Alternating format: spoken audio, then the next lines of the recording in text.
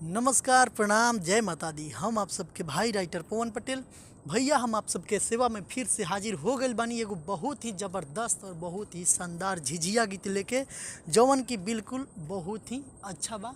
सबसे पहले जितना भी भैया हमारे चैनल राइटर पवन पटेल ऑफिशियल्स में जुड़ल बानी, सभी भैया के स्वागत बा। अगर हमारे चैनल के गाना रउरा अच्छा लागता तो रउरा बिल्कुल फ्री में ही गाना गा सकतानी। आप सबके सेवा में ही हम ही गाना लिख के अपना चैनल पर अपलोड करी ले, ताकि जे भी भाई के पैसा के वजह से गाना ना मिल पावता, ना लिखवा पावता रे, वो लोग खातिर डाल ले कि हमारे चैनल के गाना बिल्कुल फ्री गाई लो और कोई भी कॉपीराइट के दावा ना करी, काहे कि हमारे चैनल के गाना कोई भी गा सकता।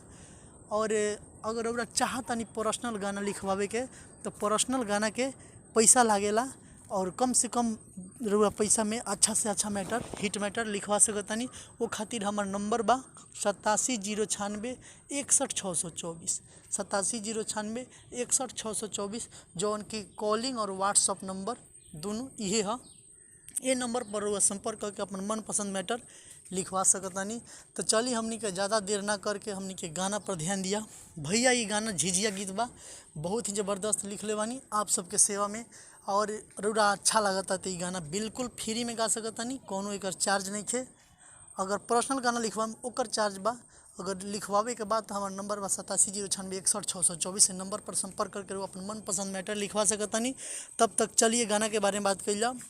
ये गाना बाटे वो मार्केट में बहुत ही अच्छा गाना चल रहा बा, बतासा पारता लहंगा बतासा पारता, जौन कि भाई गुड्डू दीवाना के ई गाना बा।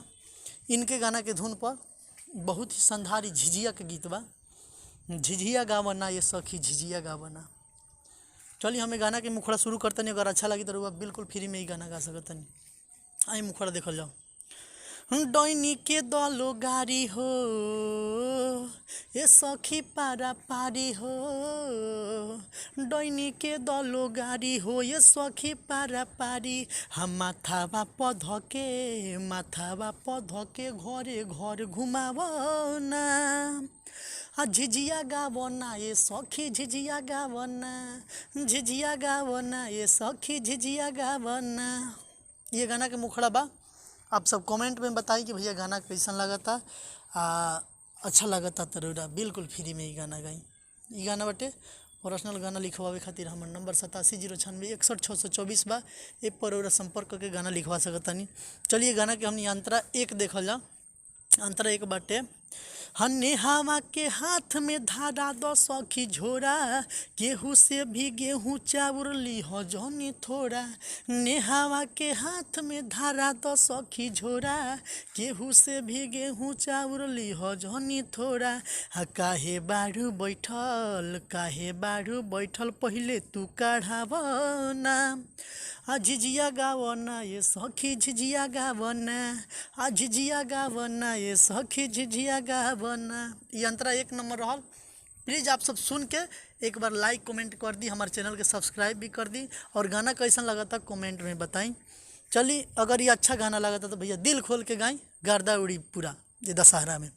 चलिए गाना के 2 नंबर अंतरा देखल, यानी कि लास्ट अंतरा बाटे, हाँ राइटर पवन से तू जौनी सरमई ह, किनेला प्रसादी मांग के नमरी ले आई ह, राइटर पवन से तू जौनी सरमई ह, किनेला प्रसादी मांग के नमरी ले आई ह। इसके आगे देखिए यहाँ पे सिंगर नाम लिखा है।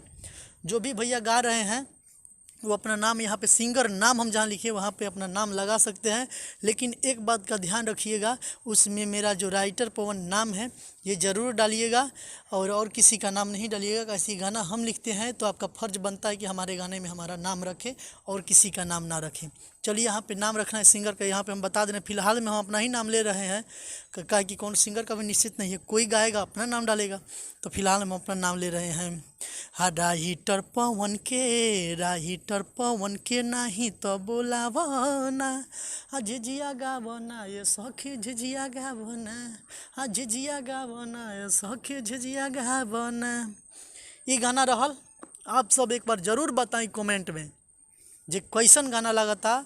अगर आपसे भी कमेंट अच्छा आई तो हमारा उत्साह बढ़ी, और एक से एक गाना लिख के आप सबके बीच में हम डालब, और आप सब एकर आनंद उठाएं, फ़ायदा उठाएं। चलिए हमने क्या एक बात और कह दी कि भैया अगर पर्सनल गाना लिखवावे के बराबर लोग इनके देवी गीत चाहे ऑर्केस्ट्रा गीत सैड सॉन्ग बेवफाई गीत सामाजिक गीत कोई भी गाना लिखवावे के बाद तो हमारा नंबर बा 87 096 61 624 कॉलिंग और व्हाट्सअप नंबर बा। ये नंबर पर संपर्क करके हुआ गाना लिखवा सकतानी। चलिए हमने क्या फिर मिलल जाए अगला वीडियो में, तब तक खातिर नमस्कार प्रणाम, जय हो भोजपुरी।